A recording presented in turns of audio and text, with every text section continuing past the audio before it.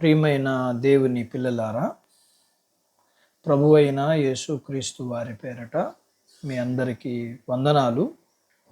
ప్రభు వారి పేరట మీ అందరికీ శుభములు, దీవెనలు కలుగునుగాక. ఈ ఉదయకాలం పరిశుద్ధ గ్రంథం నుండి దేవుని వాక్యాన్ని చదువుకుందాము. మత్తయి సువార్త 18వ అధ్యాయము 20వ వచనాన్ని చదువుతున్నాను. సదాకాలము మీతో ఉండే దేవుడు తన మాటలు మనందరి కొరకు దీవించునుగాక. ఆమెన్.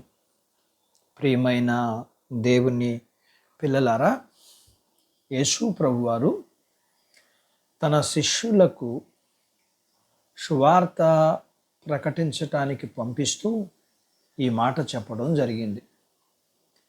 ప్రియమైన దేవుని బిడ్డ, ప్రభువారు ఈ భూమి మీదకు వచ్చి మనుషుడిగా పుట్టి దాసునిగా జీవించి మరణం పొందినంతగా, అలాగా శిలువ మరణం పొందినంతగా మరణాన్ని పొంది మరణాన్ని జయించి తిరిగి పునరుద్ధానుడుగా ఆయన లేచారు. ఆయన జననం, మరణం, సమయం, స్థలం, అలా కొన్ని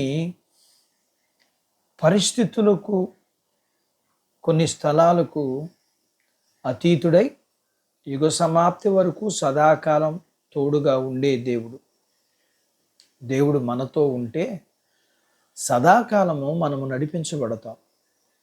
దేవుడు మనతో ఉంటే సదాకాలం మనం సంతోషంగా ఉండగలం. దేవుడు మనతో ఉంటే సదాకాలం మనం సహాయము పొందగలుగుతాము, సహాయం చేయగలుగుతాం. అయితే ఒక మాట, ఆయన మనతో సదాకాలం ఉండాలంటే మనం చేయవలసింది దేవుని చిత్తానుసారంగా నడుచుకోవడం. అబ్రహాము దేవుడు చెప్పినట్లుగా దేవుని స్వరాన్ని విని ఆయన మాటకు విధేయుడై దేవుని చిత్తానుసారంగా దేవుని మాట ప్రకారం తన దేశాన్ని, బంధువులను, తన ఇంటి వారిని విడిచి దేవుడు చెప్పినట్లుగా ముందుకు వెళ్ళాడు. ఆగు అంటే ఆగాడు, వెళ్ళు అంటే వెళ్ళాడు. అలా దేవుని చిత్తానుసారంగా నడిచి అబ్రహాముకు దేవుడు తోడుగా ఉండడమే కాదు, దేవుడు ఇలా అనడం చూస్తాం లేఖనంలో, నేను నీకు కేడుగా ఉన్నాను అని చెప్పాడు. అలా దేవుడు చెప్పినట్లుగా ఆయన చిత్తానుసారంగా దేవుడు ఎలా చెబితే అలా చేసుకుంటూ వచ్చాడు. అలా అబ్రహాంకు తోడై ఉండడమే కాదు, అబ్రహాము దేవునికి స్నేహితుడుగా మారాడు. దేవుడే ఈ విషయం సాక్ష్యం ఇచ్చాడు. అలా దేవుని చిత్తానుసారంగా నడిచిన అబ్రహాముకు దేవుడు తోడై ఉన్నాడు. దేవుని చిత్తానుసారంగా నడిచిన యోసేపుకు దేవుడు తోడై ఉన్నాడు. యోసేపు దేవుని చిత్తానుసారంగా నడిచి తనకు దేవుడు తోడుగా ఉండినట్లుగా లేఖనంలో చూస్తాం. దేవుడు తోడై ఉన్న యోసేపు జీవితం ఆశీర్వదింపబడినట్లుగా చూస్తాం. అందుకని ప్రియా దేవుని బిడ్డ, నీవు కూడా దేవుని చిత్తానుసారంగా జీవించి దేవుడు సదాకాలం నీతో ఉండి నీకు విజయాలు అనుగ్రహిస్తాడు. అట్టి బాధ్యత దేవుడు నీకు దయచేయునుగాక. ఆమేన్.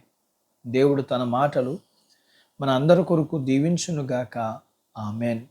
ప్రార్థించుకుందాం. మమ్మల్ని మిక్కిలిగా ప్రేమించిన మా ప్రియ పరలోకపు తండ్రి, మీ పరిశుద్ధ నామమును బట్టి మీకు వందనాలు. ఈ ఉదయకాలం మీ పాదాల దగ్గర మీ లేఖనాన్ని నేర్చుకోవడానికి సహాయం చేశారు. అవును, మీ తోడు మాకు కావాలి. మీ శిష్యులతో మీరు తోడై ఉంటానని చెప్పారు.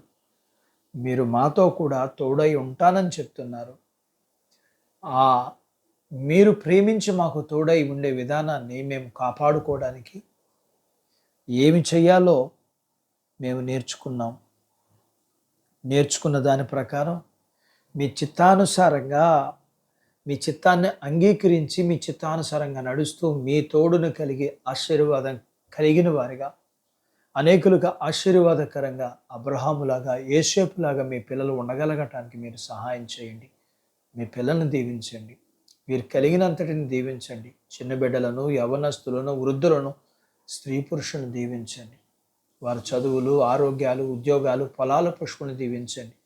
వివాహాలు కాని వారికి వివాహాలు అవ్వడానికి, గర్భం లేని వారికి గర్భఫలమును మీరు అనుగ్రహించి, మీరు అనుగ్రహించిన గర్భఫలం పొందుకున్న మీ బిడ్డలకి సుఖమైన ప్రసూతినిచ్చి, ప్రసూతైన మీ పిల్లలకి ఆరోగ్యము, ఆయుష్యమని ప్రభువా, మీ పిల్లలకు ఉన్న అవసరతలన్నీ, సమస్యలన్నీ, బలహీనతలన్నిటిలో మీ పిల్లలకు మీరు సహాయం చేసి, మీకు మహిమ, ఘనత, ప్రభావాలు బిడ్డలకు దీవెనిమ్మని, సదాకాలం వారికి దేవుడిగా ఉండి మీరు నడిపించాలని మీ సేవకుడిగా మీ పాదాల యొద్ద కోరుకుంటూ, దానికి తగినట్లుగా మీ పిల్లలకి తగిన జీవితాన్ని మీరే అనుగ్రహించాలని యేసు ప్రభువారి పేరట స్తుతించి ప్రార్థించి అడిగినవన్నీ పొందుకొని ఉన్నాము తండ్రి.